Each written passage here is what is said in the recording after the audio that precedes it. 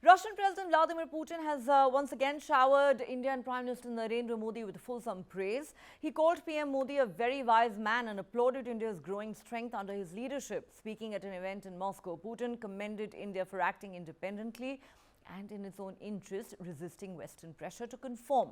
Of course, Putin used this opportunity to also lash out at the West. He said, "They're trying to create an image of an enemy out of everyone who's unwilling to blindly follow the Western elites. Anyone is at risk, including the People's Republic of China, and at a certain point, they tried to do the same with India. Let me tell you that the Indian leadership is acting independently in the interests of its nation." Putin strongly criticized the Western approach of creating enemies out of those who don't conform to their dictates, including portraying the Arab world and Muslims as hostile. He also decried the bloc-based approach where powerful countries restrict the sovereignty of others. The Russian president called for a new international order where all nations feel safe, respected and free from unilateral coercion. He slammed the concept of a rules-based order imposed by the West and urged for an end to colonial-era thinking. Putin also highlighted India's high-tech exports, which have been on a significant rise, and emphasized the need to adapt international law to current global situations.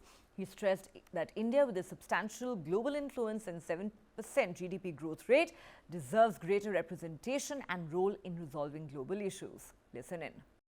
India, more than 1.5 billion people live in India.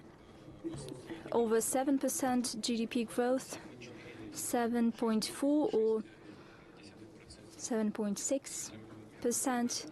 That is a giant in the world. Indeed, there are a lot of people there who need assistance and help, but nevertheless, high-tech export is growing exponentially.